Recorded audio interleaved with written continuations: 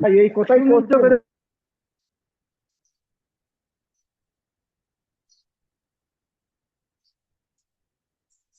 তো যায় না।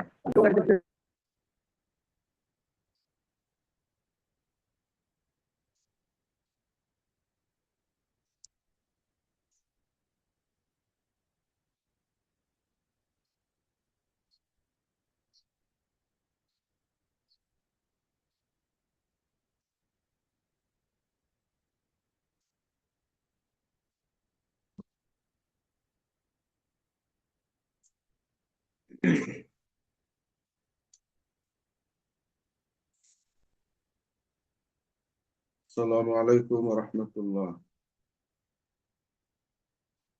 ওয়ালাইকুম আসসালাম রহমতুল্লাহি ওয়া বারাকাতুহু। উস্তাদ ভালো আছেন? الحمد لله الحمد لله. আপনারা কেমন আছেন সবাই? আলহামদুলিল্লাহ। আলহামদুলিল্লাহ। আলহামদুলিল্লাহ।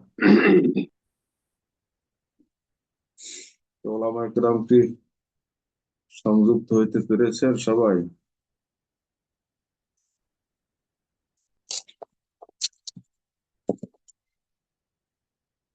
10 জন হয়েছে সম্ভবত, না? জি উস্তাদ, 10 জন হয়েছে। আচ্ছা, আমাদের সময় যেহেতু হয়ে গেছে, আমরা শুরু করি। আল্লাহর উপর তাওয়াক্কুল করে।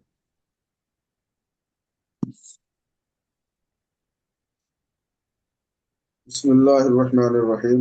আলহামদুলিল্লাহ। আলহামদুলিল্লাহি ওয়া কাফা ওয়া সালামুন আলা ইবাদিহিল্লাযীনা ইসতাফা। ওয়া বা'দ। رب اشرح لي صدري ويسر لي أمري واحلل عقدة من لساني يفقهوا قولي. رب زدني علما. رب يسر ولا تعسر وتمم علينا بالخير. سبحانك لا علم لنا إلا ما علمتنا إنك أنت العليم الحكيم. اللهم صل وسلم وبارك عليه. মার্কাজুল উলুম উত্তরায়ের ইকতা বিভাগের শিক্ষার্থী, সম্মানিত ওলামায়ে কেরাম, শুরুতেই আমরা মহান আল্লাহ সুবহানাহু ওয়া তাআলার শাহী দরবারে শুকরিয়া জ্ঞাপন করছি যে আল্লাহ তাবারক ওয়া তাআলা আমাদেরকে কাওয়াইদুল ফিকহের আজকের এই দর্শে সংযুক্ত হওয়ার তৌফিক দান করেছেন। এজন্য আমরা আমাদের সকলের মুনিবের শাহী দরবারে অবনত মস্তকে শুকরিয়া আদায় করছি। আলহামদুলিল্লাহ।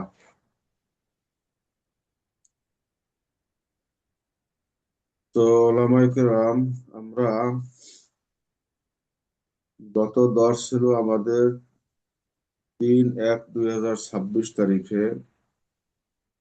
সেই দর্শে আমরা আলোচনা করেছিলাম 219 নম্বর কায়দা, এরপরে 21 নম্বর কায়দা পর্যন্ত মোটামুটি আমরা আলোচনা করেছিলাম।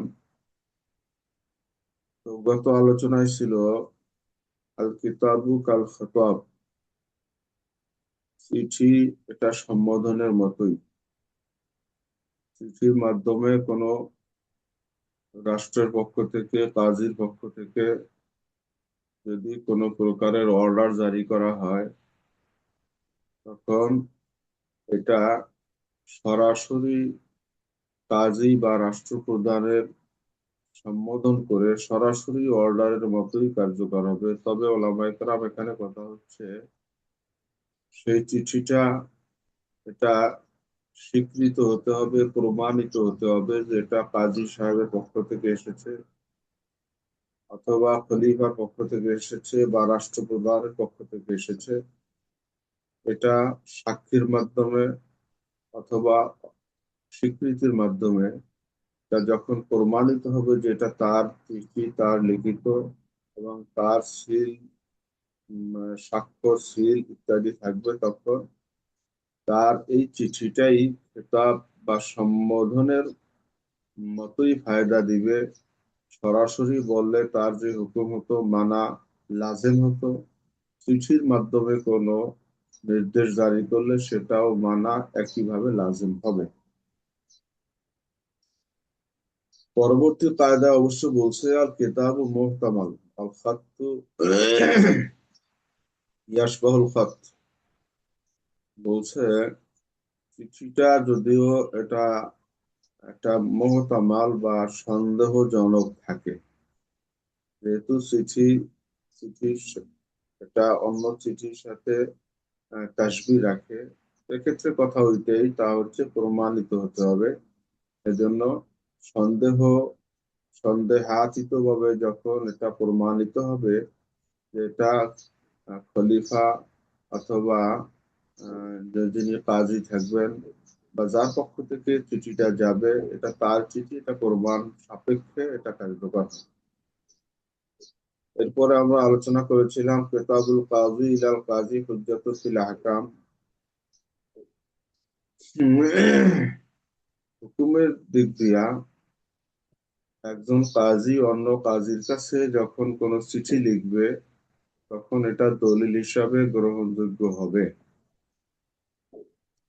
এটারও কাইফিয়ত আমরা গত দর্শে আলোচনা করেছিলাম যে একজন কাজী সাহেব সে যদি, সেটা অন্য রাজ্যে অন্য রাষ্ট্রে হতে পারে, সেখানের কোনো আদালতের বিষয় যে অন্য রাষ্ট্র থেকে সেখানে বাদী অথবা বিবাদী কিংবা তার সাক্ষীগণের যাওয়া আসা ইত্যাদি, এটা অনেক কঠিন ব্যাপার। এমত অবস্থায় এক অঞ্চলের কাজী সাহেব যদি সাক্ষীদের সাক্ষ্য গ্রহণ সাপেক্ষে একটা রায় অথবা তার একটা পরামর্শ অন্য রাষ্ট্রের কাজীর কাছে প্রেরণ করে, সেই কাজী এই কাজীর এই চিঠির আলোকে রায় প্রদান করতে পারে, এটা দলিল হিসাবে গ্রহণযোগ্য হয়।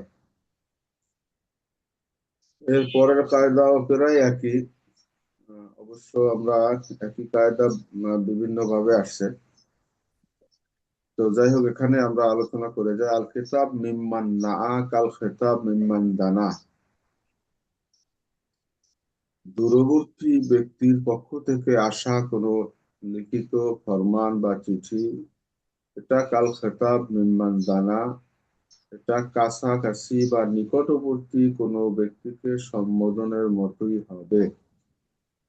কাছে থাকলে সম্বোধন করে সরাসরি তাকে কথা বলার যে গুরুত্ব, দূরে থাকা অবস্থায় তার চিঠির ফরমানটাও মানার গুরুত্ব ঠিক সমান, একই গুরুত্ব বহন করবে। আচ্ছা, এরপরে পরের কায়দা হচ্ছে আল কাসবু ইয়ামলিকু বিমিলকিল আসলে। তার মালিকানা দিনের যে অর্জন অথবা তার যে কামাই, এটা বিমিলকিল আসলে মূল ব্যক্তির মালিকানারই অন্তর্ভুক্ত হবে। এর মানে হচ্ছে, যেমন মনে করেন যে কোনো একটা মোকাতাব গোলাম সে যদি পালিয়ে এসে থাকে অন্য কোনো রাষ্ট্রে বা অন্য কোনো স্থানে চলে আসে, তার কাছে থাকা মালামাল গুলো, তার কাছে থাকা যে মালামাল গুলো, এইগুলো পূর্বের মালিকের হিসেবেই গণ্য হবে, এটাও পূর্বের মালিকের, এটা ধরে নিতে হবে।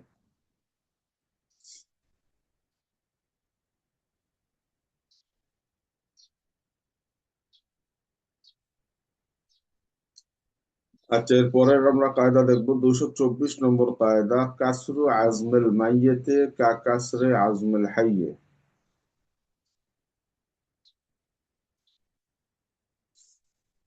কাসরু আজমেল মাইয়েতে কোনো একজন মৃত্যু ব্যক্তির হাড্ডি ভাঙা, এটা জীবিত ব্যক্তির হাড্ডি ভাঙার মতোই। আচ্ছা, এখানে যেটা বোঝানো হয়েছে তা হচ্ছে যে মৃত ব্যক্তি এবং জীবিত ব্যক্তির যেমনি ভাবে তার শারীরিক কোনো প্রকারের ক্ষতি সাধন করা এটা যেমনি ভাবে হারাম, তেমনি ভাবে মৃত ব্যক্তির শারীরিক কোনো ক্ষতি সাধন করা, তার অঙ্গ প্রত্যঙ্গ কর্তন করা, কিংবা তার হাড্ডি কোনো ঔষধের কাজেও ব্যবহার করা, এটা জীবিত ব্যক্তিটা যেমনি ভাবে অন্যের জন্য হারাম, তেমনি ভাবেই মৃত ব্যক্তিটাও এটাকে ব্যবহারের জন্য হোক, ক্ষতি সাধনের জন্য হোক, এটা কর্তন করা, হাড্ডি ভাঙা কিংবা কোনো প্রকারের কোনো ক্ষতি সাধন করা, এটা মৃত ব্যক্তিটাও হারাম হবে, যেমনি ভাবে জীবিত ব্যক্তিটা হারাম। জীবিত ব্যক্তির কোনো হাড্ডি ভাঙা, হাত পা আঙ্গুল চক্ষু ইত্যাদি কোনো অঙ্গ প্রত্যঙ্গ এটা কর্তন করাও জীবিত ব্যক্তিটা কর্তন করার মতোই হারাম। তো আশা করি আমরা বুঝতে পেরেছি। আমরা পরের কায়দা দেখব। তো কুল্লু শাফঈন মিনান নাফলে সালাতান। তো নামাজের মধ্যে আমরা ফরজ আছে, ওয়াজিব আছে, নফল আছে। তো বলছে যে নফল যে নামাজ প্রত্যেক 2 রাকাতই আলাদা নামাজ, অর্থাৎ নফল নামাজ 2 2 রাকাত করে হয়। আমরা জানি যে নফল নামাজ 2 2 রাকাত এটা আদায় করতে হয় বিধায়ী যদি কেউ একই তাকবীরে তাহরিমার মাধ্যমে 4 রাকাত নামাজও আদায় করে, তখন শেষ 2 রাকাতেও সূরা ফাতিহার সাথে সূরা মিলাতে হয়। এই কারণে সূরা মিলাতে হয়, যেহেতু নফল নামাজ এটা 2 2 রাকাত করে আদায় করতে হয়। অতএব প্রথম 2 রাকাত আদায় করেছে যেমনি ভাবে সূরা ফাতিহার সাথে অন্য সূরা মিলিয়ে, এমনি ভাবেই পরবর্তী 2 রাকাত, এই 2 রাকাতও যেহেতু স্বতন্ত্র 2 রাকাত নামাজ, এ কারণে এই 2 রাকাতেও সূরা ফাতিহার সাথে সূরা মিলাতে হয়। পরের কায়দা হচ্ছে, আমরা জানি কায়দাগুলো হচ্ছে কায়দায়ে কুল্লিয়া, অর্থাৎ এর দ্বারা আপনি শরঈ উসুল বা শরঈ কানুন বা কায়দা এটা অবগত হওয়া, যার মাধ্যমে রায় বা ফতোয়া বা মাসালা প্রদান করা হয়। তো এখানে আরেকটা দেখবো 226 নম্বর কায়দা হচ্ছে কুল্লু সালাতিন উদ্দিয়াত বিকারাহাতিত তাহরিমি ওয়াজাবাত ইআদাতুহু।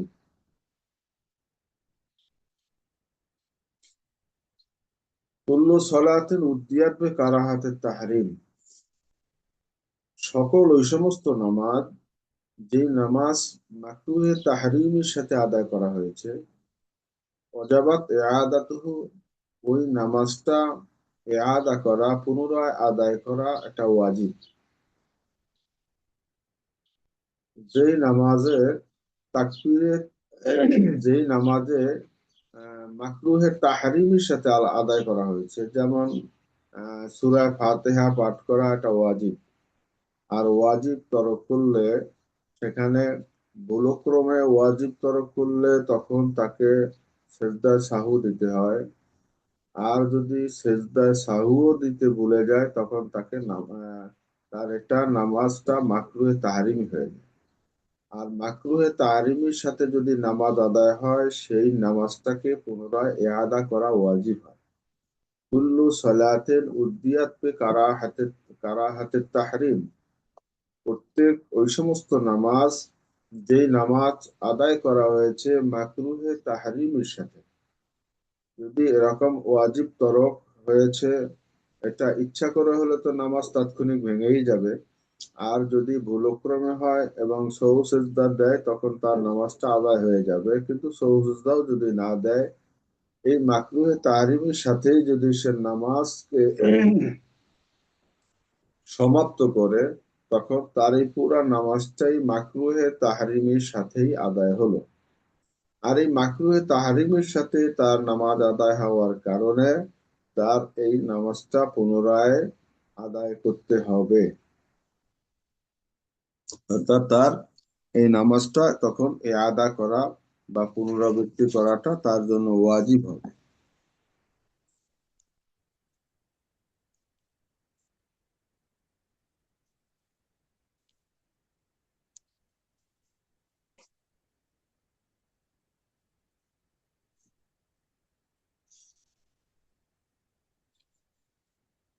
আচ্ছা, তো এরপরে আমরা দেখি যে কায়দা রয়েছে 228 নম্বর কায়দা। কুল্লু আব্দুল্লাহু মুজিজ হালা উকুইহি উক্তুফা লিল ইজাজাতি ওয়া ইল্লা ফালা।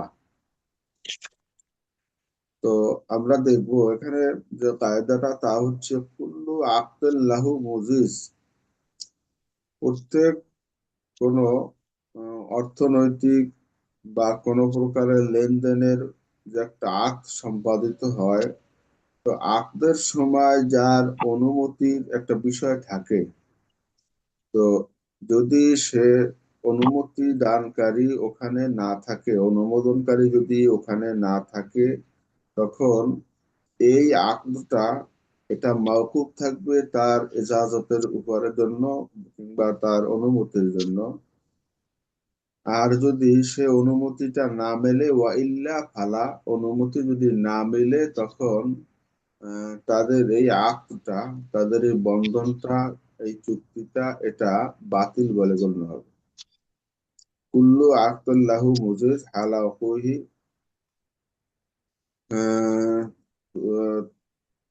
এরপর কি তুওকুফা লিল ইজাজাতে ওয়া ইল্লা ফালা, এটা ইজাজতের জন্য মওকুফ থাকবে, অর্থাৎ যখন নাকি মুজিজ কর্তৃক এজাজত প্রাপ্ত হবে তখন এটা বৈধ হবে।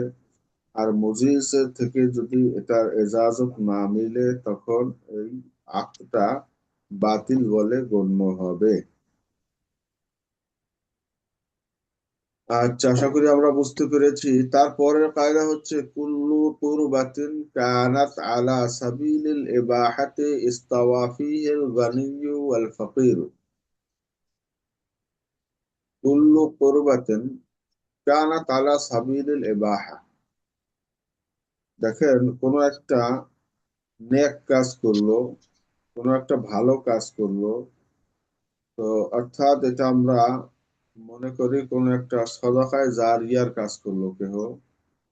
তো সদাকায়ে জারিয়া যেটা করা হয়, এটা আল্লাহ পাকের নৈকট্য হাসিলের জন্যই করা হয়।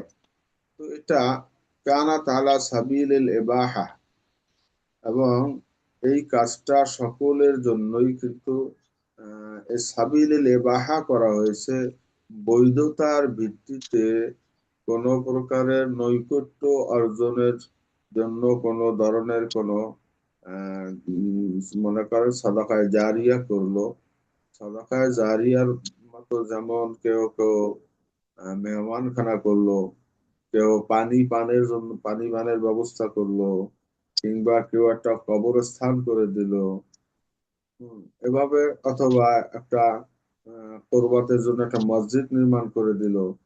এভাবে করে কবরস্থান হোক, মুসাফিরখানা হোক, কিংবা পানি পানের জন্য পানির কোনো নলকূপ দান করুক, এটা যদি কেউ করে থাকে, তখন এটা ইস্তাওয়া ফিহিল গানিয়্যু ওয়াল ফাকির।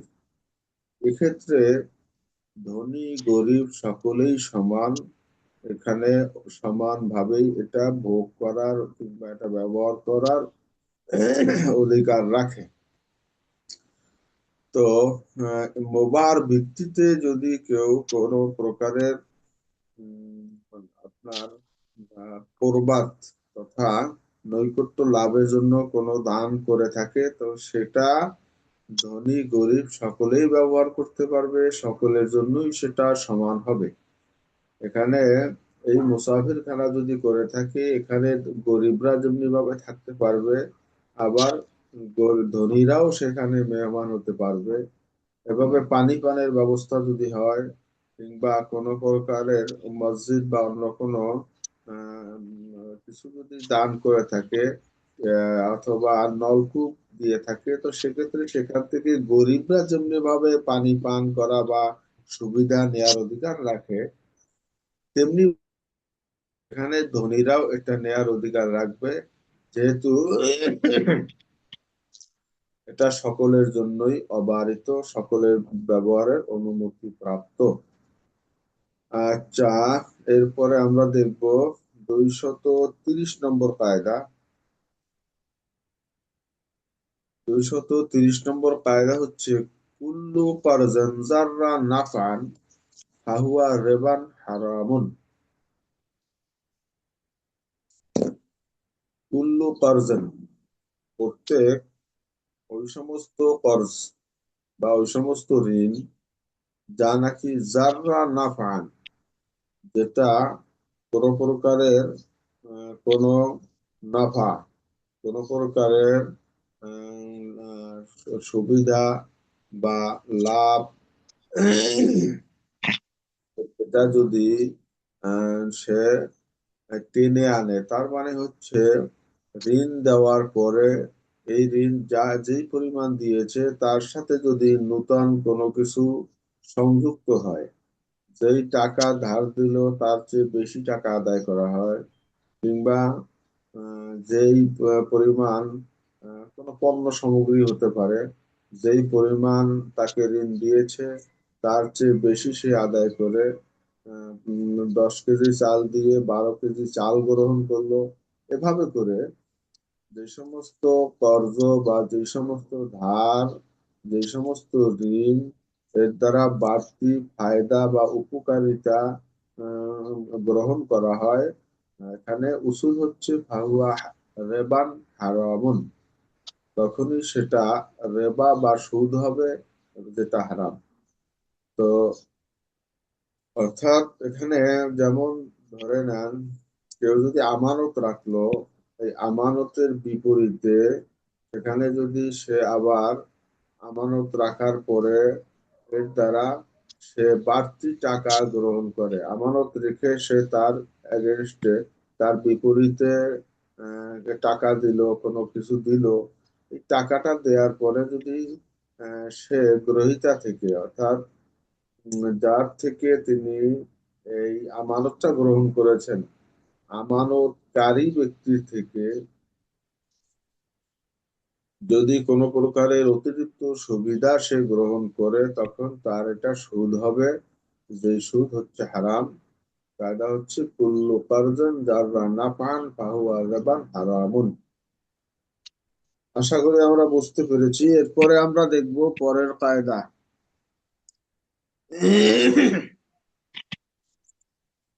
আচ্ছা, কুল্লু মা লা ইয়াখতালিফু বিল মুস্তামালে ফাত-তাকয়ীদু বাতিলুন। দেখেন, আমরা দেখি সমাজে অনেক সময় কিছু দোকান ভাড়া দেয়া হয়, ঘর ভাড়া দেয়া হয়, অথবা জমিনও ভাড়া দেয়া হয়। তো সেক্ষেত্রে যদি এমন কিছু হয় যেটা যে কেউ ব্যবহার করলে, যে কেউ ব্যবহার করলে তো তার যে জমিটা, এটার কোনো পরিবর্তন আসবে না, তার যে দোকানটা, আর কোনো পরিবর্তন আসবে না, কিংবা তার যে ঘরটা সে ভাড়ার জন্য রেখেছে, এই ঘরে যে কেউ থাকলে এই ঘরের কোনো প্রকারের কোনো ক্ষতি সাধিত হবে না বা পরিবর্তন হবে না। এমত অবস্থায় কারোর জন্য তাকয়ীদু বাতিলুন, এমত অবস্থায় জমিওয়ালা, বাড়িওয়ালা, দোকানওয়ালা বা মালিক, তার জন্য কোনো তাকয়ীদ করা, কোনো শর্ত আরোপ করা, যে অমুকে দোকান ভাড়া নিলে আমি দেব না, অমুকে থাকলে আমি তাকে ভাড়া দেব না, ইত্যাদি ইত্যাদি, এ ধরনের শর্ত আরোপ করাটা বাতিল বলে গণ্য হবে। কারণ এখানে এটা সে ভাড়ার জন্য রেখেছে, অতএব যারাই আসুক, যেই থাকুক বা যেই দোকানে বসুক, তার দোকানের কোনো ক্ষতি হবে না। এক্ষেত্রে যেই তাকে ভাড়া দিবে সেই দোকান নিতে পারবে। এক্ষেত্রে তাকয়ীদ করা, কোনো শর্ত আরোপ করা, এটা বাতিল বলে গণ্য হবে। তবে এখানে আমাদের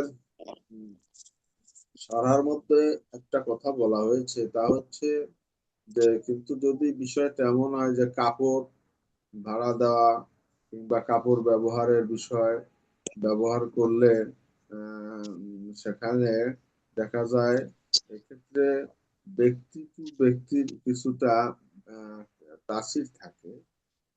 তো এ কারণে তো বিভিন্ন প্রকারের সমস্যাই থাকতেই পারে।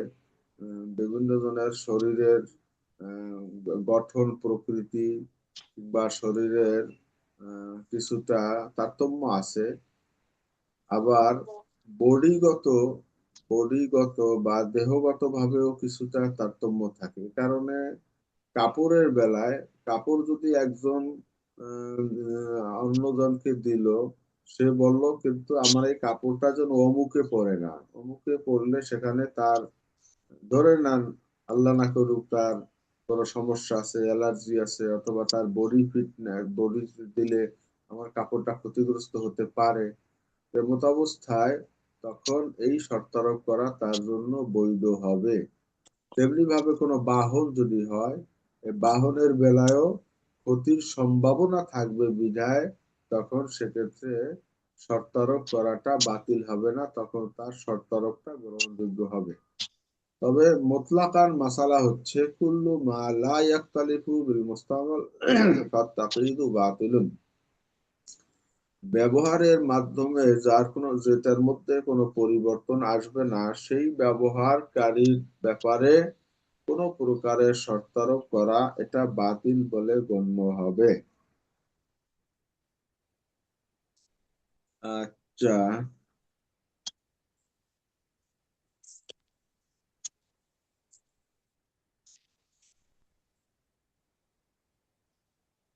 এরপরের কায়দা আমরা দেখবো। ওলামা কেরাম কিতাব আছে সামনে? কিতাব কারো সামনে আছে? আসলে একজন পাইলাম কিতাব আছে, বাকিদের আছে কিতাব সামনে? জি উস্তাদ, আছে। কিতাব সংগ্রহ করা কিন্তু জরুরি, এটা আমাদের জন্য অনেক ফায়দা দিবে। কিতাব আমাদের সিলেবাস মুক্ত যে কয়টা কিতাব আছে আমরা চেষ্টা করব সব কয়টি কিতাবই আমরা একটু সংগ্রহ করবো ইনশাআল্লাহ। তো আমরা পরের কায়দা দেখবো 232 নম্বর কায়দা, তা হচ্ছে কুল্লু মা ইয়াজুজু ফি'লুহু বিগাইরি ইকরা'in আল আওলা লিল ইমামে আন ইয়াকরা তাতয়িবান লিল কুলুবে ওয়া নাফিয়ান লিত তুহমাতি। মাইক চালাইলে একটু শব্দটা বন্ধ করতে হবে, অন্যথা মাইক বন্ধ রাখাটাই ভালো, এইভাবে শব্দ হইলে তো ডিস্টার্ব হয়। তো কুল্লু মা ইয়াজুজু ফি'লুহু বিগাইরি ইকরা'in, দেখেন অনেক সময় অনেক সময় দেখা যায় আপনার লটারি যে বিষয়টা, আমরা তো মুতলাকান জানি যে লটারি এটা জায়েজ নাই, লটারি ধরা জায়েজ নাই। কিন্তু এই লটারি কোনো কোনো ক্ষেত্রে জায়েজও আছে, আবার কখনো কখনো এটা আওলাও হয়। তো সেক্ষেত্রে আমরা আজকের যে উসুল এখন জানবো সেটা হচ্ছে মা ইয়াজুজু ফেলুহু বিগাইরি ইকরা, কোন লটারি ছাড়াই যেই কাজটা করা জায়েজ আছে, কিন্তু সেক্ষেত্রেও আল আওলা লিল ইমামে আন ইয়াকরা তাতয়িবান লিল কুলুবি ওয়া নাফিয়ান লিত তুহমাতি। সেক্ষেত্রে একজন ইমামের জন্য উত্তম হচ্ছে, আওলা হচ্ছে যে তিনি লটারির মাধ্যমে চয়ন করবেন, সিদ্ধান্ত নিবেন। এটার দ্বারা হবে কি তাতয়িবান লিল কুলুবে, অন্তরে একটা প্রশান্তি আসবে, এবং নাফিয়ান লিত তুহমাতে, অথবা এবং কোন প্রকারের কি বলে, কোন প্রকারের অপবাদ থেকে নিজেকে মুক্ত রাখার জন্য, অপবাদ দূর করার জন্য। তো দেখেন আমরা জানি আল্লাহর হাবিব সাল্লাল্লাহু আলাইহি ওয়াসাল্লাম তিনি যখন কোনো দীর্ঘ সফরে যেতেন, তিনি তার স্ত্রীদের থেকে কাউকে সাথে রাখতেন।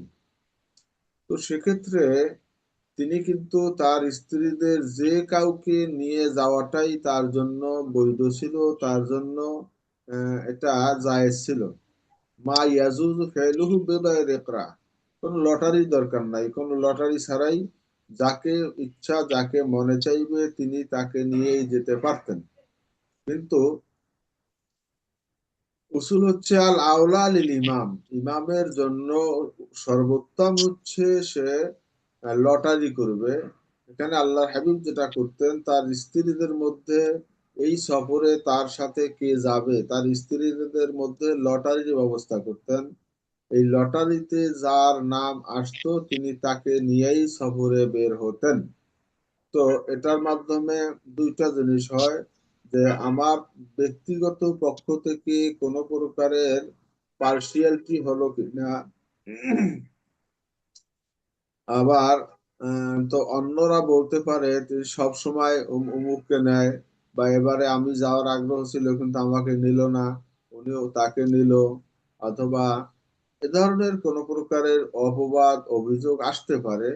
তো যদি নাকি এখানে লটারি করা হয়, লটারির মাধ্যমে যার নাম আসবে সে যাবে, যার নাম এসেছে সে গিয়েছে, অতএব এখানে তোহমাত দেওয়ার মতো কোনো সুযোগ থাকবে না, এবং কারোর মনের মধ্যে কোনো প্রকারের কারো প্রতি বিদ্বেষ বা কারো প্রতি কোনো ক্ষোভ বিরাগ এটা তৈরি হবে না। এ কারণে যে বলছে কুল্লু মা ইয়াজুজু ফেলহু বেগাইরি ইকরাইন, কোন লটারি ছাড়াই যেই কাজটা জায়েজ আছে তার জন্য সে করলে করতেও পারে, কিন্তু তারপরেও আল আওলা লিল ইমাম, তার জন্য উত্তম হচ্ছে যে তিনি লটারি করবেন। এর দ্বারা অন্তরে প্রশান্তি আসবে, অন্তরের ভিতরে একটা তৃপ্তি আসবে, এবং সে তোহমাত থেকে মুক্ত থাকবে। এ কারণে তখন তার জন্য এই লটারি করাটা উত্তম বটে। তো কায়দা কি জানলাম, কুল্লুমা ইয়াজুজু ফেলহু বিগাইরি ইকরাইন আলাউলা লিল ইমামে আন ইয়াকরা তাতিবান লিল কুলুবি আন নাফিয়ান লিত তুহমা। আচ্ছা, এরপরে আমরা 235 নম্বর কায়দা দেখবো। 235 নম্বর কায়দা, কুল্লু মান কানা মাহবুসান বিহাক্কিল গায়রি কানাত নাফকাতুহু আলাইহি। কুল্লু মান কানা মাহবুসান বিহাক্কিল গায়রি কানাত নাফকাতুহু আলাইহি। অন্যের জন্য কেউ যদি বন্দিত্ব বরণ করে, বন্দিত্ব যদি বরণ করে, তো সেক্ষেত্রে যার জন্য সে বন্দিত্ব বরণ করলো, বন্দিত্বর যাবতীয় খরচ তাকে বহন করতে হবে। যার জন্য সে বন্দিত্ব বরণ করলো খরচ সে বহন করবে। তো দেখেন এখানে বিভিন্ন প্রতিষ্ঠানের দায়িত্বশীল হিসাবে, বিভিন্ন প্রতিষ্ঠানের কর্মকর্তা হিসাবে, অথবা দেখা যায় রাষ্ট্রীয় কোনো কারণে কেউ কেউ অনেক সময় দেখা যায় এই কারণে তাকে বন্দী হতে হয়েছে, গ্রেফতার হতে হয়েছে। তো সেক্ষেত্রে, অথবা আমরা যদি ধরি রাজনৈতিক কারণে, তো রাজনৈতিক কারণে হতে পারে, যদি কেউ বন্দী হয় এই দল করার কারণে, তখন নিয়ম হলো ওই দল বা ওই সংগঠন, ওই অফিস, ওই কর্তৃপক্ষই তার মামলা খরচ বা আদার্স যা খরচ আছে এটা বহন করবে। এটাই হচ্ছে উসুল, এটাই হচ্ছে নিয়ম। আচ্ছা, 1 মিনিট একটু।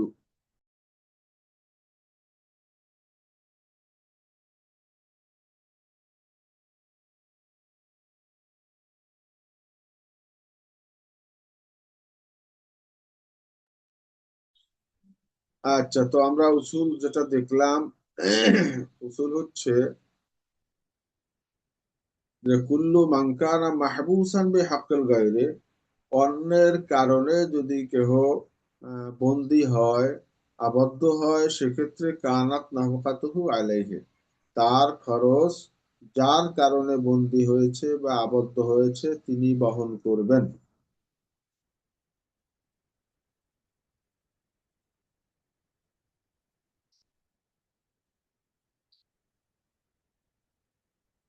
আচ্ছা, এরপরে আমরা কায়দা দেখব 236 নম্বর কায়দা। 236 নম্বর কায়দা হচ্ছে কালেমাতু কুল্লু তুজিবুল ইহাতা আলা সাবিলিল ইনফিরাদ। এটা আমরা সবাই বুঝি ওলামায়ে কেরাম, যে কুল্লু একটা শব্দ, এই শব্দটা কিন্তু তুজিবুল ইহাতাতে আলা সাবিলিল ইনফিরাদ, এটা প্রত্যেককে আলাদা ভাবেই কিন্তু শামিল করে, অন্তর্ভুক্ত করে। যেমন আমরা দেখি আল্লাহ পাকের কালাম, আল্লাহর কোরআন কারীমের মধ্যে আসছে কুল্লু নাফসিন যায়িকাতুল মাউত। এই কুল্লু নাফসিন বলতে এখানে কিন্তু কুল দ্বারা প্রত্যেককেই ইনফিরাদি ভাবে, একসাথে নয়, বরং ইনফিরাদি ভাবেই প্রত্যেকেই কিন্তু এর অন্তর্ভুক্ত। অতএব এখানে নাফস, প্রত্যেকটা নাফস এই যায়কাতুল মাউতের হুকুমের অন্তর্ভুক্ত। এমনি ভাবে অন্যান্য ক্ষেত্রেও কুল্লুর শব্দটা, এটা তুজিবু ইহাতাতান আলা সাবিলিল ইনফিরাদ।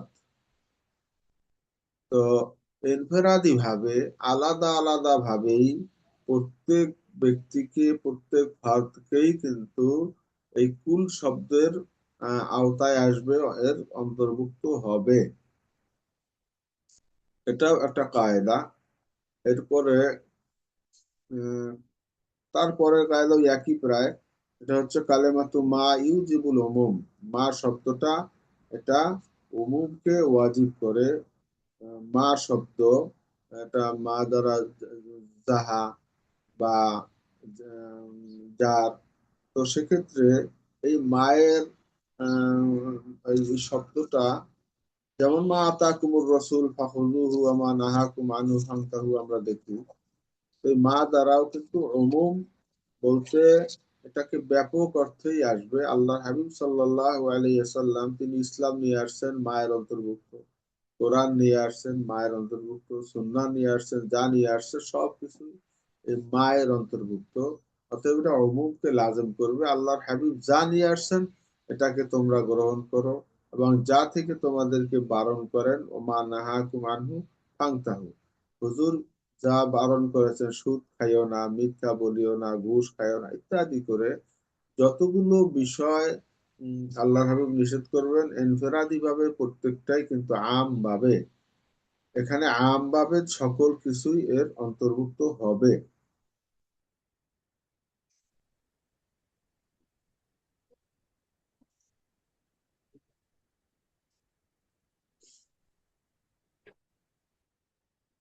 আচ্ছা, এখানে আমরা পরের কায়দা দেখবো আল ইশার লিল ইশারাতি উমুমুন কামা লিল ইবারাতি। এখানে আমরা ইশারাতুন নাস, ইবারাতুন নাস আমরা জানি। তো নাসের থেকে কিছু আছে সরাসরি ইবারাতুন নাস, এবং কিছু থাকে ইশারাতুন নাস, কিছু থাকে দালালাতুন নাস, কিছু থাকে ইক্তিদাউন নাস।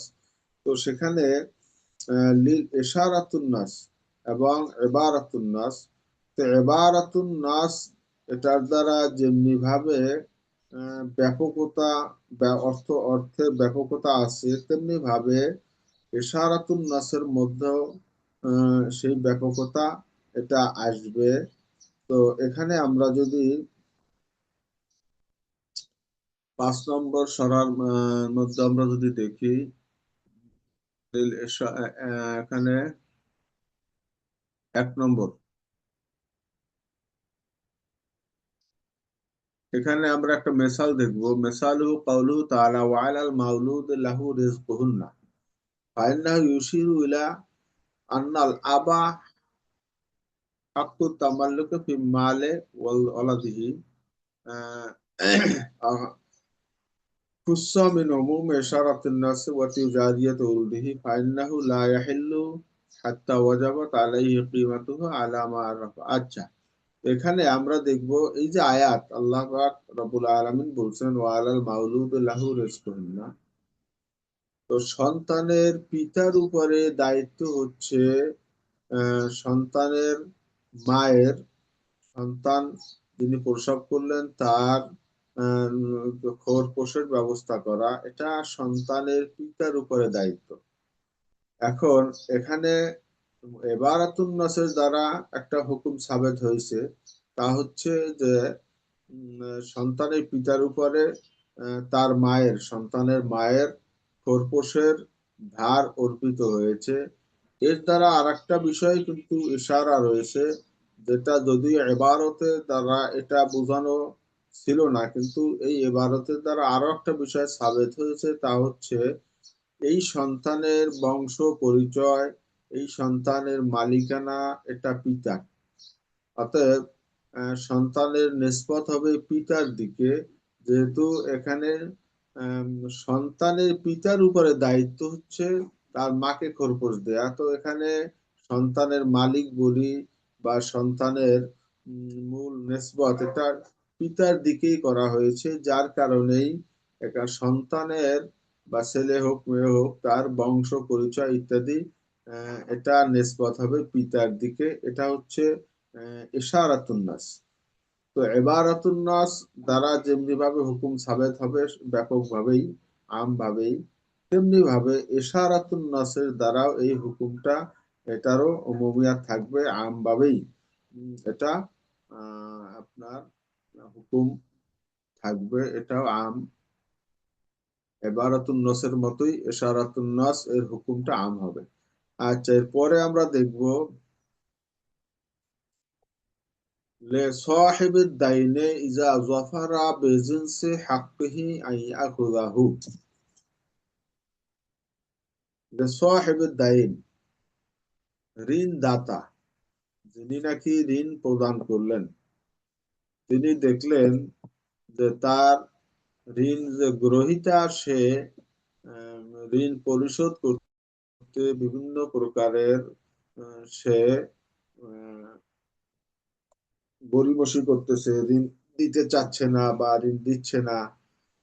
তো এমত অবস্থায় তার ঋণ পরিশোধের সময় অতিক্রম হয়ে গেছে, যদি এরকম কোন অবস্থায় কেউ উপনীত হয়, তো সেক্ষেত্রে যদি সেই জেন্সের, অর্থাৎ তার ঋণের মূল্য পরিমাণ কোনো কিছু কোনো জায়গায় সে সুযোগ পায় গ্রহণ করতে, তখন এটা তার অধিকার থাকবে বেজেন্সে হাক্কিহি আইয়া খুযাহু, সাহেবের দাইনের জন্য এটা গ্রহণ করে তার ঋণের সাথে সমন্বয় করা, এটা তার অধিকার আছে। সে যেই পরিমাণ ঋণ দিয়েছে, সাহেবুদ দাইন মাদিউনকে যে ঋণ দিয়েছে, তো সেই ঋণ সে আদায় করতে পারতেছে না, বা সে ঋণ গ্রহীতা সে সেটা পরিশোধ করছে না, এমত অবস্থায় যদি ঋণ দাতা কখনো কোনো সুযোগ পায় যে সে ঋণের সমপরিমাণ কোনো কিছু অন্য জিনিস থেকে আদায় করার মতো সুযোগ তার সামনে এসেছে, এমত অবস্থায় অন্য সেটা গ্রহণ করে, বিকল্পটা গ্রহণ করে সে এই ঋণের সাথে সমন্বয় করতে পারবে, এই অধিকার একজন সাহেবে দাইন বা ঋণদাতার থাকবে। উসুল হচ্ছে লিসাহিবিদ দাইনে ইজা যাফারা বিজিনসি হাক্কিহি আন ইয়াখুযাহু। সাহেবের দাইনের জন্য যখন নাকি সে ঋণের সমগোত্রীয় কোনো বস্তু পায়, তখন সেটাকে গ্রহণ করার অধিকার এটা সাহেবের দাইনের থাকবে। আচ্ছা, এবারে আমরা দেখবো 240 নম্বর কায়দা, লিল উরফে ইবরাতুন ফি মারিফাতিল মুরাদ বিল ইসম। তো এখানে কায়দাটা হচ্ছে, কোনো একটা বিষয়, কোনো একটা বস্তু, কোনো একটা জিনিস, এটার নামের প্রকৃত অর্থ কি, এটা দ্বারা এর দ্বারা মুরাদ কি, হুম, এটাকে মুরাদ বুঝার জন্য সেখানে আর ওরফ যেটা থাকে, অর্থাৎ সমাজে প্রচলিত যেই অর্থটা প্রচলিত থাকে, সেই অর্থটাই এখানে গ্রহণযোগ্য হবে।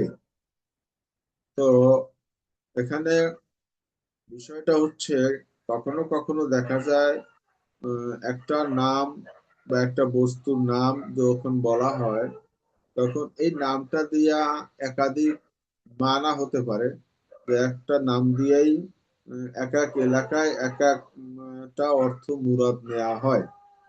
তো সেক্ষেত্রে আহ, দেখতে হবে যে যেই সমাজে এই শব্দটা ইস্তেমাল হয়েছে, ওই সমাজের লোকেরা কোন অর্থে এইটা ব্যবহার করে, এই শব্দটা বা এই নামটা দ্বারা তারা কি মুরাদ নেয়, তারা কি বোঝে। ওই সমাজের লোকেরা এই নাম দ্বারা যাহা বুঝবে, যাহা মুরাদ নিবে, এটাই শরিয়াতেও গ্রহণযোগ্য হবে। লিল উরফে ইবরাতুন ফি মারিফাতিল মুরাদে বিল ইসমে। তো সেক্ষেত্রে সমাজে প্রচলিত যেই অর্থ বা যেই মুরাদ, এটাও গ্রহণযোগ্য হবে। তো যেমন ধরেন, আল্লাহ তাআলা বিছানা বলেছেন মাটিকে, কিংবা ছাদ বলেছেন আকাশকে। তো এখন এই কেউ একজন শপথ করলো যে আমি কি আমি ছাদের নিচে ঢুকবো না, অথবা আমি বিছানায় বসবো না।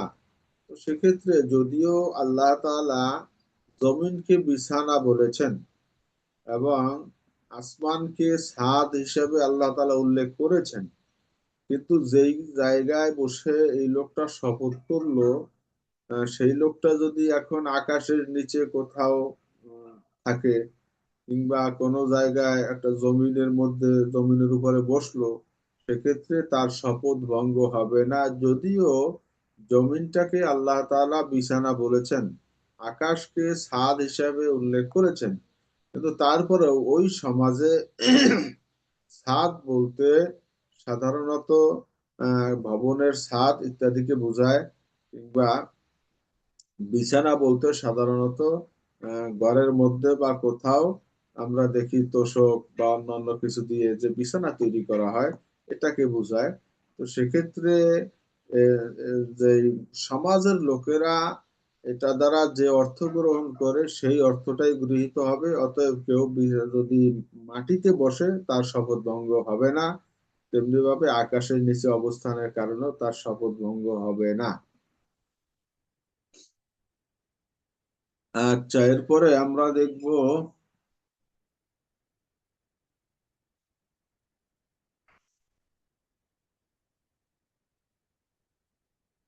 চারশত 42 নম্বর কায়দা, লিল হালাতি মিনাদ দালালাতি কামালিল মাকালাতি। তো এখানে কায়দা হচ্ছে লিল হালাতি মিনাদ দালালাতি কামা ফিল মাকালাতি। তো কথার যেমনি ভাবে একটা হুকুম আছে, হ্যাঁ, কথা যেভাবে যা বলবে সেটার যেমনি ভাবে একটা হুকুম আছে, তেমনি ভাবে দালালত অর্থাৎ হালতের থেকে, হালত মানে অবস্থা, এরকম অবস্থারও একটা হুকুম আছে। তো বলার যেমন হুকুম আছে, অবস্থারও একটা হুকুম আছে।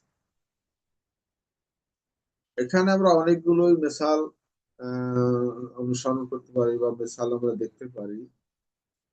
যেমন এখানে আপনার কেতাবের মধ্যে যে মিসালটা দেওয়া হয়েছে,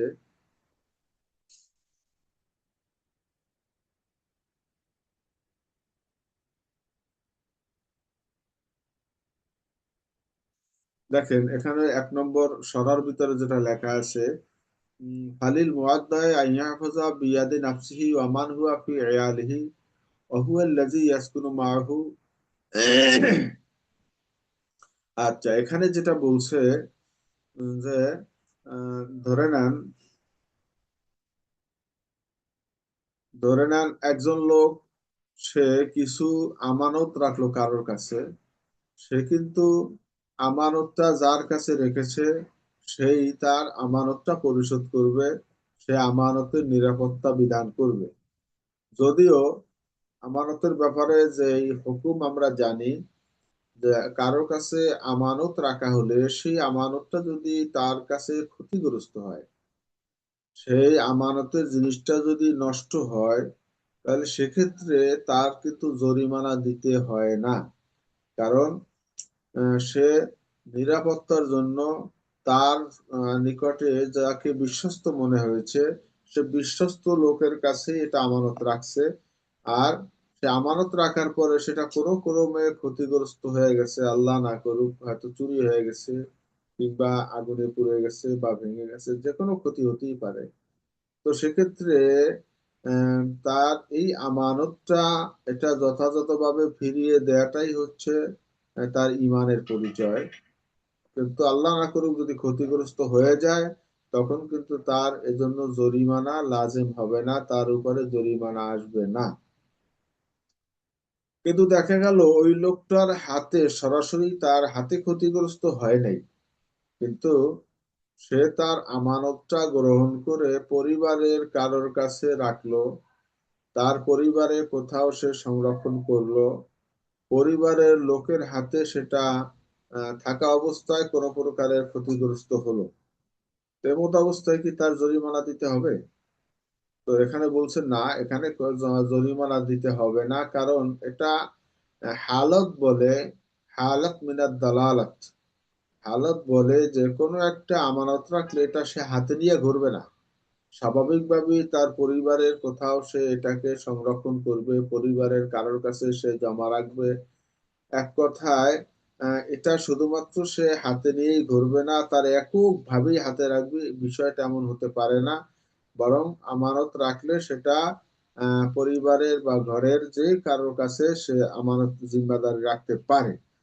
তো যদি এটা রাখার এটা যদি বলার দরকার নাই যে আপনি পরিবারের কারো কাছেও রাখতে পারেন, এটা বলার অবকাশ নাই। বরং এটা সে না বললেও হালতেই বলে, হালাতেই বলবে যে এটা সে এককভাবে হাতের মুঠোয় রাখবে না, বরং এটা সে তার মতো করে পরিবারের কারোর কাছে বা পরিবারের কোনো জায়গায় সংরক্ষণ করবে।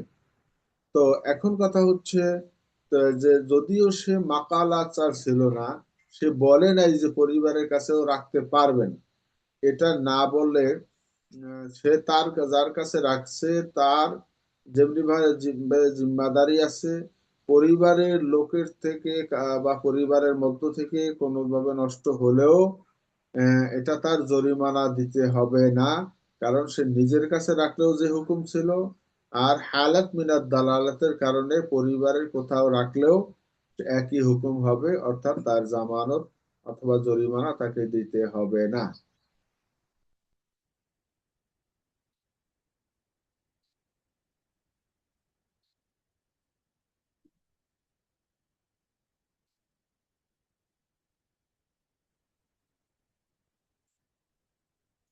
আচ্ছা, এর পরের কায়দা আমরা দেখি, লা বাসা বেদাফে বাদুল মালে আলা সাবিল দাফে আনিল বাদ ইদা খাফা যিহাবাল কুল্লে।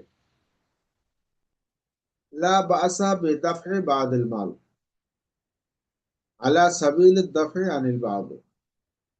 অর্থাৎ আমরা যেমন কথায় বলে যে কখনো কখনো অবস্থা এমন হয় যে আহ, কিছু রাখার জন্য কিছু দেয়া, এতে শরীয়তে কোনো ক্ষতি নাই, যখন পুরাটা হারিয়ে যাওয়ার ভয় হয়। তো সব যাবে তারপরেও কিছু দিয়া অন্তত কিছুটা আমরা রক্ষা করি, এরকম একটা উসুল। লা বা আসা, কোনো অসুবিধা নাই, বে দাফে বাউল মালে, কিছু মাল দেয়ার মধ্যে কোনো ক্ষতি নাই, আলা সাবিল দাফে আনিল বাউদে, কিছু মালকে রক্ষা করার জন্য, কিছু মাল রক্ষা করার পথে কিছু মাল দিয়ে দেওয়া। যখন নাকি জাফাফা জেহাব আল কুল, যখন নাকি তার ভয় হবে যে আমি যদি মোটেও না দেই তাহলে সব যাবে, এমত অবস্থায় কিছু দিয়া বাকিটা রক্ষা করা যায়। জি ওলামায়ে কেরাম কিছু বলছেন?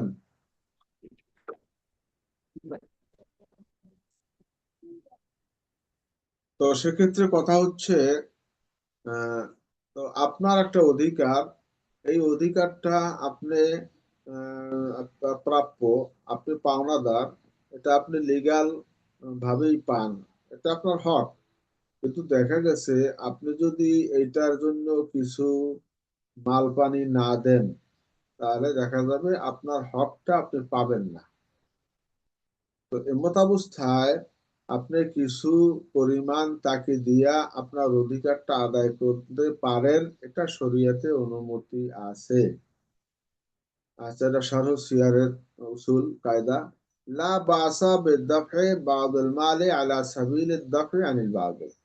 কোনো ক্ষতি নাই কিছু মাল দেওয়ার মধ্যে, আলা সাবিল দাফে আনিল বাদ, কিছু রক্ষা করার পন্থায়, কিছু রক্ষা করার জন্য। ইদা খাফা যাহাব আল কুল্লে, যখন নাকি সে ভয় করবে, যখন নাকি আশঙ্কা করবে, যাহাব আল কুল, পুরাটাই চলে যাওয়ার, পুরা চলে যাওয়ার আশঙ্কা যদি থাকে, সেক্ষেত্রে কিছু দিয়া বাকিটা রক্ষা করা, এটা জায়েজ আছে। যদিও এই মাসালা থেকে কোন কোন ওলামায়ে কেরাম বলেছেন যে আপনার সকল যোগ্যতা এবং দক্ষতা সবকিছু থাকার সত্ত্বেও যদি দেখেন যে আপনি এইটা না করলে বা এইভাবে কিছু না দিলে আপনার অধিকার কোনোদিনই কায়েম হবে না, তো সেক্ষেত্রে কিছু দিয়ে হলেও অধিকার রক্ষা করা, এটা জায়েজ বলছেন ওলামায়ে কেরামদের কেউ কেউ। আচ্ছা, বাকিটা বুঝে নেবেন ইনশাআল্লাহ। এরপর লা তারজিহা বে কাসরাতে আদাদের রুয়াতে ইন্নামা হুয়া বে ফিকহের রাওয়ি। আমাদের সময় কি শেষ হয়ে গেল নাকি?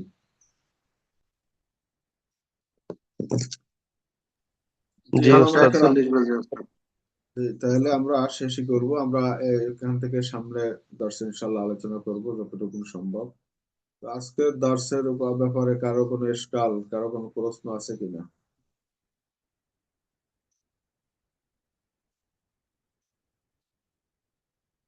আশা করছি কারো কোনো প্রশ্ন ওস্তাদ জি, নেই। আমার একটা কথা ছিল। জি, বলেন। কে আপনি? পরিচয়টা দিলে একটু ভালো হতো না? জি, আসসালামু আলাইকুম ওস্তাদ জি। এই যে এতগুলা পড়তেছি, আমরা তো মনে করেন অনেক ব্যস্ত, এত সব তো আর মনে থাকবে না, তো পরীক্ষা কেমনে দিব? পরীক্ষার আগে পরীক্ষা কেমনে দিবেন, ভালো ফল কিভাবে করবেন, এই ব্যবস্থা তো আমরাই করবো ইনশাআল্লাহ। এটা নিয়ে আপনাদের খুব বেশি পেরেশানির কিছু নেই, আমরা আগে। এই জন্য আবার আপনারা এখন ক্লাস বাদ দিয়ে দিয়েন না, এগুলি জানারও তো দরকার আছে নাকি? জি ওস্তাদ, কিন্তু জানার দরকার আছে। হ্যাঁ, ব্যস্ততার কারণে বাংলাদেশে কেতাব, যত ব্যস্ততায় শুনেন। থাক, আল্লাহর রহমতে ওস্তাদ যে একটা ক্লাসও মিস দেই নাই। আলহামদুলিল্লাহ, প্রত্যেকটা ক্লাস আলহামদুলিল্লাহ। করছি, ওস্তাদ জি, আলহামদুলিল্লাহ। অনেক আমিও ফায়দা আলহামদুলিল্লাহ আছে, এই পর্যন্ত অনেক একটাও মিস ফায়দা দিই না, আছে, আলহামদুলিল্লাহ। দেখবেন। শোনেন, আমি ওস্তাদ মাঝে আমিও মধ্যে, একটাও মিস দিন ইনশাল্লাহ। আমি আমি অনেক সময় বলে থাকি যে আপনার বাস্তব জীবনে দেখবেন কখনো কখনো এমন একটা জটিল সমস্যার সম্মুখীন হবেন যেটার সমাধান দর্শে বা ক্লাসে দেওয়া হয়েছে, কিন্তু আপনি ওই ক্লাসে অমনোযোগী ছিলেন বা অ্যাবসেন্ট ছিলেন। এই অ্যাবসেন্ট মাইন্ড থাকার কারণে আপনার মেমোরিতে, আপনার জেহেনে ওটা যায়ই নাই, যার কারণে আপনি সময় মতো এটা সমাধানও দিতে পারেন নাই, আপনি একটা বিপদের সম্মুখীন হয়ে থাকবেন। তো এখানে যে কায়দাগুলো আলোচনা করা হয়, আমরা যে কর্মব্যস্ততার মধ্যে মাঝে মধ্যে পড়বো বা মাঝে মধ্যে একটু নিজেরা দেখে নিব, সেই সময় তো নেই। তো সেক্ষেত্রে আমরা এই কায়দাগুলো যদি দার্সে থেকে খানিকটা হলেও খানিকটা হলেও আমরা এখান থেকে একটু আলোচনা শুনে নেই, তো এটার দ্বারা ইনশাল্লাহ আশা করা যায় আমরা এক একজন মুক্তি হয়ে যাচ্ছি। তো সেখানে অনেক কাজে লাগবে আশা করি ইনশাল্লাহ। আর বাকি কথা হচ্ছে, পরীক্ষার জন্য আমরা পরীক্ষার পূর্বেই শর্ট সাজেশন দেবো ইনশাল্লাহ। তো শর্ট সাজেশন দিয়ে সেই সাজেশনের উপরেও আবার আলাদা একটা ক্লাসও আছে। তো সেই সাজেশনের মধ্য থেকেই আপনাদের পরীক্ষার প্রশ্ন হবে এবং সেই সাজেশনের উত্তর কি দিবেন, এটা ইনশাল্লাহ আমরা শেষ ক্লাসে, পরীক্ষার আগের ক্লাসে বলে দেবো ইনশাল্লাহ। জি ওস্তাদ জি, প্রত্যেকটা সাবজেক্টেই সাজেশন দিলে আর কি সুবিধা জি জি, হয়। প্রত্যেকটাই দেওয়া হবে, প্রত্যেকটাই দেওয়া হবে ইনশাল্লাহ। ইনশাআল্লাহ। জি, শুক্রিয়া, জাযাকাল্লাহ। জি, তো একজন সালাম। কি, একজন তো নাম নাই, তিনি তার সেটের নাম আসতেছে বারবার। তো এখানে কথা হচ্ছে, তাহলে কি ঘুষ জায়েজ? এই প্রশ্ন করতেছে বারবার।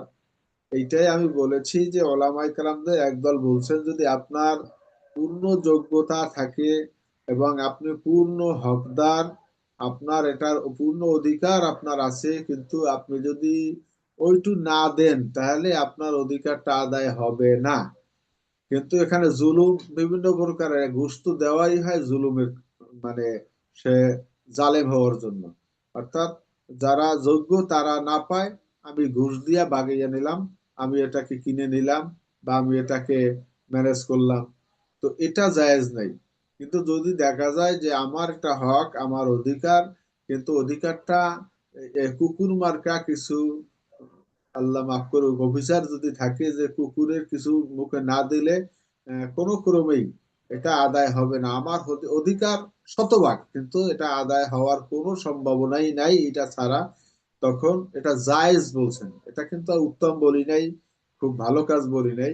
তখন ওলামায়ে কেরামদের কেউ কেউ বলছেন যে এটা লা বা আসা, দেখেন এটা, হ্যাঁ হ্যাঁ, ঠিকই আছে, মাজলুমের জন্য জায়েজ, ভালোই ঠিকই বলছেন। তো লা বা আসা বলছে, এতে কোনো অসুবিধা নাই, এটা একটা বৈধতা আছে। তো যাই হোক, আলহামদুলিল্লাহ আজকের দর্স আমরা এখানেই সমাপ্তি টানছি। তো সুবহানাল্লাহি ওয়া বিহামদিহি সুবহানাল্লাহিল আযীম সুবহানাকাল্লাহুম্মা ওয়া বিহামদিকা আশহাদু আল লা ইলাহা ইল্লা আনতা আস্তাগফিরুকা ওয়া আতুবু ইলাইক। আসসালামু আলাইকুম ওয়া রাহমাতুল্লাহ। ওয়ালাইকুম আসসালাম রহমতুল্লাহ। ওয়ালাইকুম আসসালাম ওয়া রাহমাতুল্লাহি ওয়া বারাকাতুহু।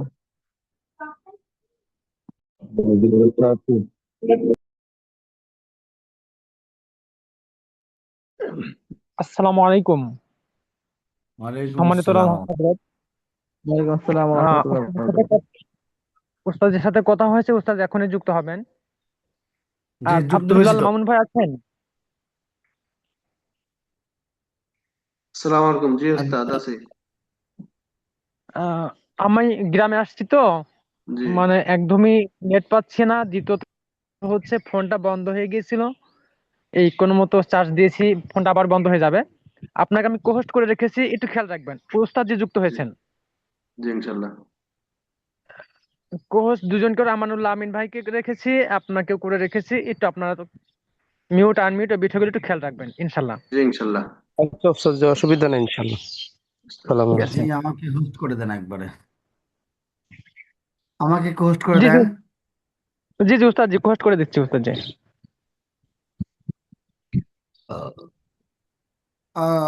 নিসার সাহেব এখনো স্ক্রিনে আছেন? জি স্ক্রিনটা উস্তাদ বন্ধ জি, করলে আপনি মাত্রই 10 শেষ করলেন। মানে আপনিও নাই তো, এই জন্য আমি আবার নোটিশ দিইনি আর কি। জি জি। উস্তাদ জি, ঠিক আছে।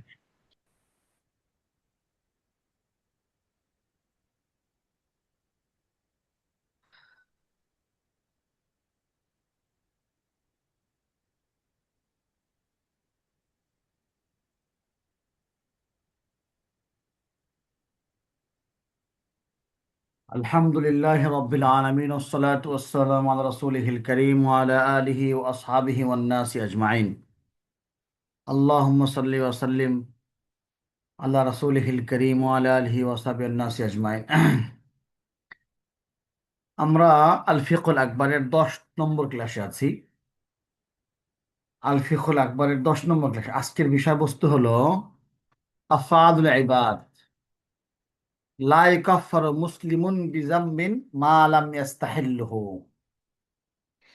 কোনো মুসলমানকে কাফের বলা যাবে না কোনো গুনাহের কারণে, যতক্ষণ পর্যন্ত সেই গুনাহকে হালাল মনে না করবে। খুব খেয়াল করে শোনেন, যদিও সবাই ভিডিও অফ করে রাখছেন। সবাইকে ক্লাসে ওয়েলকাম। আমাদের উপায় নাই তো, আপনাদেরকে ধন্যবাদ জানানো ছাড়া তো কোনো গতি নাই। হুম, কোনো গতি আছে?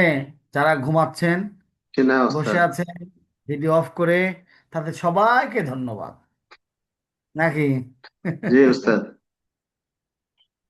হুম, উস্তাদ জি, ঘুমাই না ঘুমাই না উস্তাদ জি, কম্বল হুম। গায়ে দিয়ে আছি, এর লেগে সামনে আসলে শরম লাগবে। তাই কি হয়েছে? সবাই জানে জাল, জাল বারদুমাল জুব্বাত, জাল বারদুমাল কম্বলাত। সবাই জানে।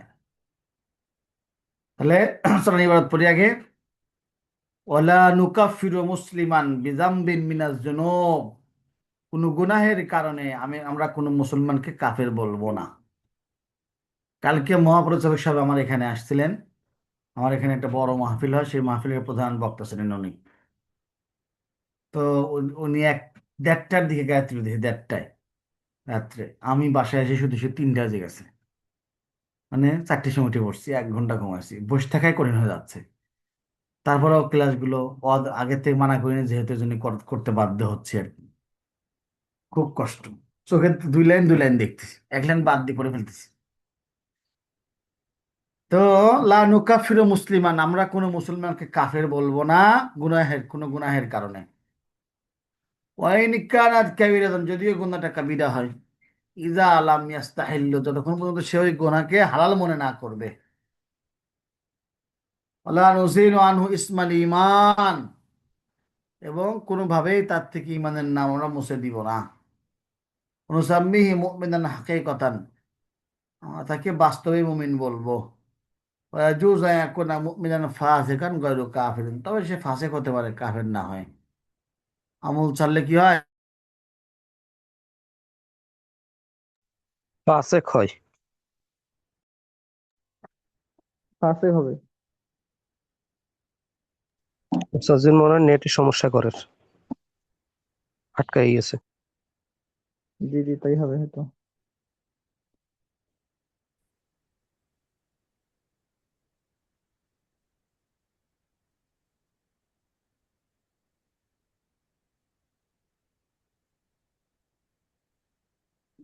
আমি তো কোনো গুনায় সগীরা গুনাহ দেখি না, সব গুনায় কবিরা গুনাহ। হ্যাঁ, যদি সগীরা গুনাহ হয়, সেটা অনুমতি আছে, তাহলে গুনাহ হয় কি করে? হ্যাঁ, ইনকিসামুল মাআসি ইলা সাগাইর ওয়া কাবায়রাস, কাবায়রা, গুনাহকে সগীরা গুনার দিকে ভাগ করা। বিস্তারিত قال ابن তাইমিয়া আমসালুল আকওয়ালি ফি হাযিল মাসআলা আল কাউলুল মা'সুর আন ইবনে আব্বাস রাদিয়াল্লাহু আনহুমা।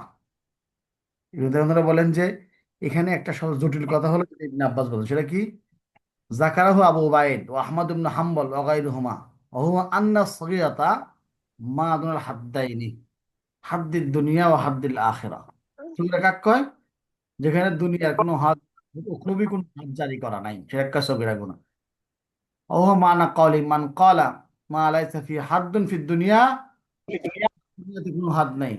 ও মানা কওলি কাইল লাইসা ফি হাদ্দুন ফিদ দুনিয়া ওয়ালা ওয়ালা ওয়াঈদুন ফিল আখিরা, দুনিয়ার কোনো হাদ নাই এবং আখিরাতে কোনো ওয়াঈদ নাই।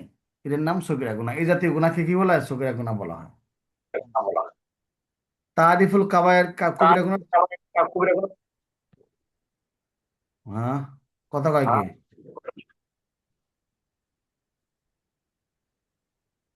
কবিরা গুনার সংজ্ঞা কি তাহলে? ওহুয়া মানা কাউলিল কাইল কুল্লু যামমিন খুতিমা বিলাআনাতিন আও গাদাবিন আও নারিন ফাওয়াল মিনাল কাবায়ের, কোন গুনাহকে যেটাকে কি করা হয়েছে, বলা হয়েছে লানত দিয়ে অথবা গজব দিয়ে অথবা জাহান্নামের কথা বলে, সেগুলো সব কবিরা গুনাহ।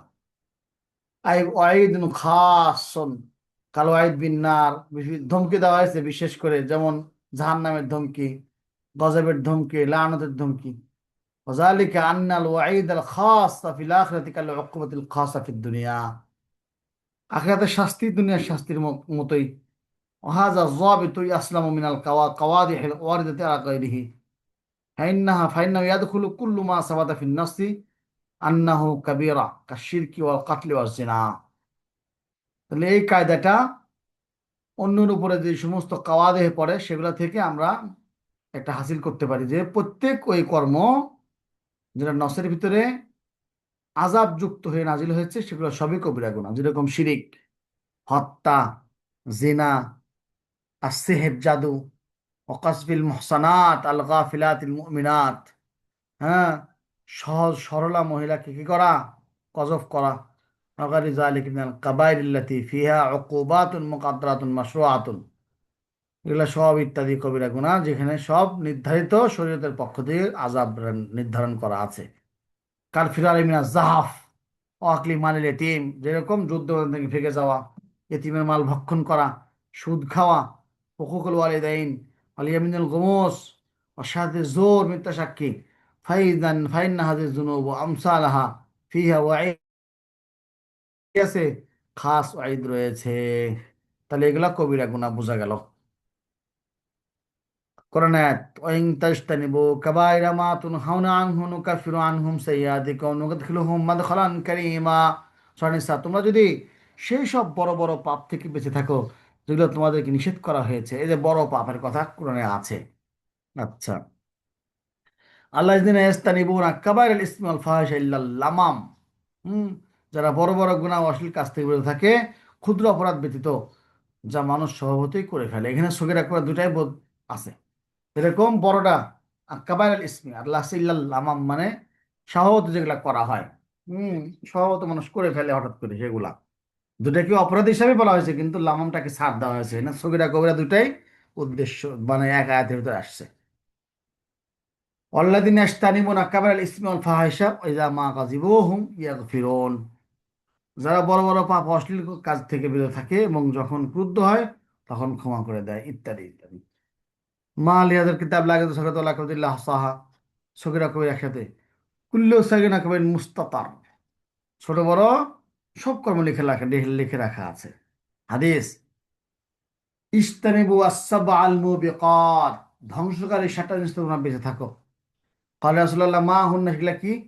ক্বালা শিরকু বিল্লাহ, আস-সিহর, ওয়া কাতলুন নাফস আল্লাতী হারামাল্লাহু ইল্লা বিল হাক্কি, ওয়া আকলুর রিবা, ওয়া আকলু মাল ইয়াতীম, ওয়া তাওয়াল্লি ওয়া যাহফ, যুদ্ধদিনে ভেগে যাওয়া, ওয়াল কাযাফুল মুহসানাত আল মুমিনাত আল গাফিলাত।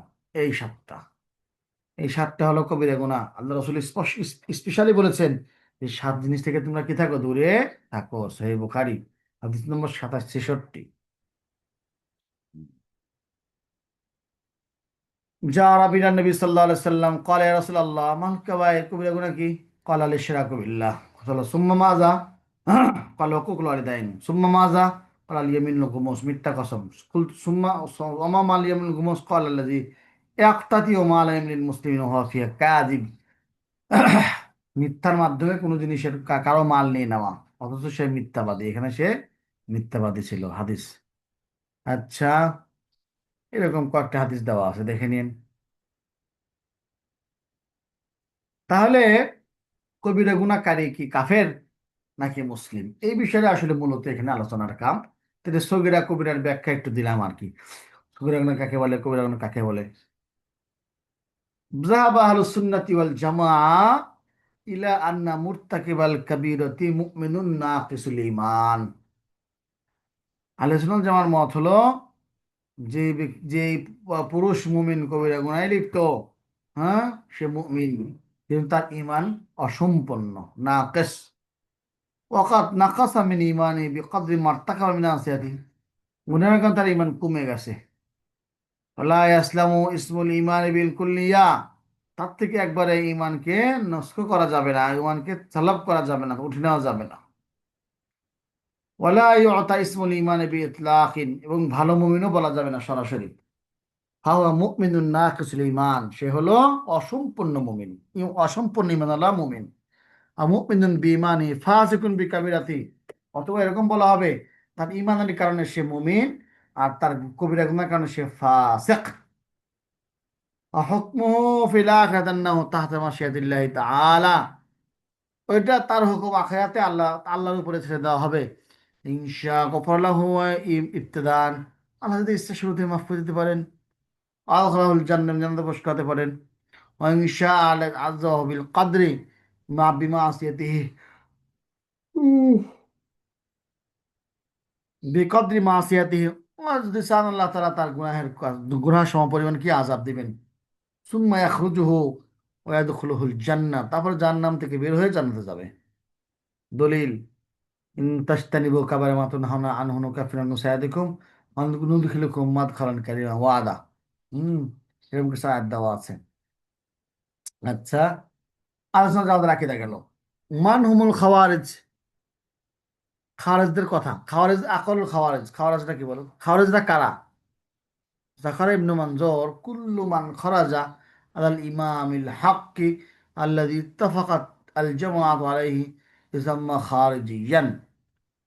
যারা সত্য বাদশার ইমামের কথা থেকে দূরে সরে অন্য কোনো মাযহাবে ইখতিয়ার শুরু করেছে তারা হলো খারিজি। হুম সাওয়ান কানাল খুরুজু ফি আইয়ামি সাহাবা আল আইম্মাতির রাশিদিন, সেটা উম্মতের রাশেদা সাহাবাদের ভিতরে হোক অথবা আমাদের জামানায় হোক। হ্যাঁ আল আইম্মাতু ফি কুল্লি জামানিন তানফিকু কুতুবাল ফিরাক। হ্যাঁ আচ্ছা, প্রত্যেক যখন ও গেল وتتفق كتب الفرق على أن الخوارج يكفرون يكفرون علي بن أبي طالب। সব খারিজিরা আলী ইবনে আবি তালিবকে কাফির মনে করে এবং তার সাথে বর্গকেও কাফির মনে করে। আখির জমান তারে ওরা যাই হোক, যাই চিনলাম যতটুকু, তাদের কাছে মুরতাকিবে কাবিরা, যে ব্যক্তি কবিরা গুনাহ করছে তার অবস্থা কি?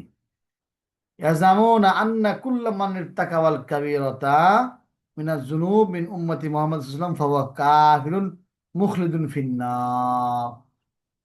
যারা কবিরা গুনাহ করেছে তারা কাফের, সারা জীবন জাহান্নামে থাকবে, খুলুদ ফিন্নার। হুম ইল্লা ফিরকাতুন নাজদাতি মিনহুম, তাদের একটা ফেরকা আছে নাজদে, যারা কি করবে না, জামিউহুম ইজুজুন আল খুরুজ আল ইমামিল জায়েজ, তারা জায়েজ ইমামের ভক্ত, গণতন্ত্র মানে আর কি, বাকিরা সব ধ্বংস করে দেওয়া হয়েছে। এগুলি খাওয়ার জমুন আজিবা ফি মুতাকিদাদি খাবি খাসাতি ওই খাসতি মুতাকিদাদিন ফি মুত্তাকিল কাবিরা, তাদের একটা আকীদার ভিতরে খুব মজাদার বিষয় আছে, আশ্চর্য বিষয়। ফায়াকুলু আল মুলতি ফি ওয়াসমিল লিল খাওয়ারিজ আশ-শুরাত কুল্লুহুম ইয়াকফুরুনা আসহাবাল মাআসি। হ্যাঁ এই মুলতি এবং সুরাত সবাই কি করে, কবিরা গুনাহকারীকে কাফের বলে। ওমান খালাফহুম ফি মাযহাবিহিম মা ইখতিলাফি আকাবিলিহিম ফাহুয়া মাযহাবিহিম, এবং তাদেরকে কাফের মনে করে, যারা কবিরা গুনাহকারীকে কাফের মনে করে না তাদেরকে কাফের মনে করে। এখন শেখ আল্লাম ইবনু তাইমিয়া ফি আসফিহিম অহুম আউয়ালু মান কাফারা আহলাল কিবলাতি বিযুনুব, আহলে কিবলা যারা কিবলার দিকে নামাজ আদায় করে কিন্তু তাদেরকে কাফের বলছে প্রথম এই দল খাওয়ারিজরা। হুম আস্তাহাল্লু দিমা আহলিল কিবলাতি বিযালিক, এবং তারা আহলু কিবলা যারা আমাদের কিবলা ব্যবহার করে যারা নামাজ পড়ে তাদের রক্তকে হালাল মনে করছে তারা, এই কারণে। ফাকানু কানা নাআতুহুম নবী সাল্লাল্লাহু আলাইহি ওয়াসাল্লাম ইয়াকতুলুনা আহলাল ইসলাম আয়াদুনা আহলাল আওসান, তারা তাদের হুজুর আকরাম সাল্লাল্লাহু আলাইহি ওয়াসাল্লামের প্রশ্ন করে, তারা ইসলামকে আহলুল ইসলাম ওয়ায়াদুনা আহলাল আওসান, মৃত্যুবৃদ্ধদেরকে হত্যা করে ছেড়ে দিয়েছেন। হুম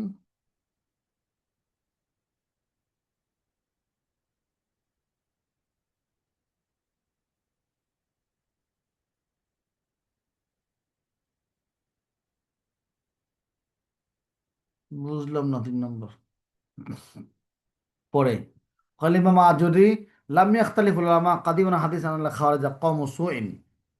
এবার শেষ পর্যন্ত খারিজি সম্পর্কে বলা হচ্ছে যে আমরা জানি ওলামা একরাম একবারে একমত যে খাওয়ারিজরা খারাপ জাতি, আল্লাহর নাফরমান, রাসূলের নাফরমান, যদিও তারা নামাজ পড়ে, রোজা করে, অস্তাহাদ ইবাদতে খুব বেশি ইস্তেহাদ করে, ফালাইসা যালিকা ইন্না বিনাফিন লাহুম, তাদের কোনো ফায়দা হবে না। ওয়ায়াজহারুনা আল আমরা বিল মারুফ, তারা সৎ কাজের আদেশ প্রকাশ্যে করে, ওয়ায়ানফুনা ওয়ান নাহি আনিল মুনকার, এবং খারাপ কাজ থেকে বাধা প্রদান করে স্পষ্ট। হুম লাইসা যালিকা বিনাফিন লাহুম, এটাতে কোনো ফায়দা হবে না।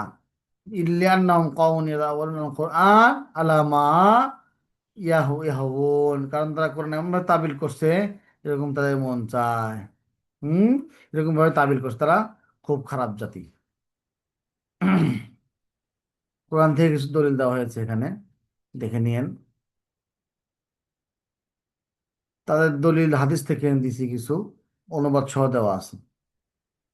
আকলুল মুরজিয়া, মুরজিয়াদের কল, ফাকাত তাবদাদাতি তারিফাতু বিল মুরজিয়া নাজরান লিতাদি আনওয়াইল ইরজা। ভাল লাগতেছে না, আগামী ক্লাস টেনে দেবো না, আর পারতেছি না। হ্যাঁ আজকে এ পর্যন্তই থাক, আগেদের কিতাব আমি উল্টা উল্টা দেখতেছি। ঠিক আছে উস্তাদ জি, অসুবিধা নাই ইনশাআল্লাহ। জি আগামী ক্লাস ইনশাল্লাহ। আমরা দেখে নেব ইনশাআল্লাহ। আগামী ক্লাসে একটু মুলাক্কাস বলে দিলে আমাদের জন্য আরো সহজ হয়ে যাবে ইনশাআল্লাহ জি উস্তাদ জি। ইনশাল্লাহ জি ইনশাল্লাহ।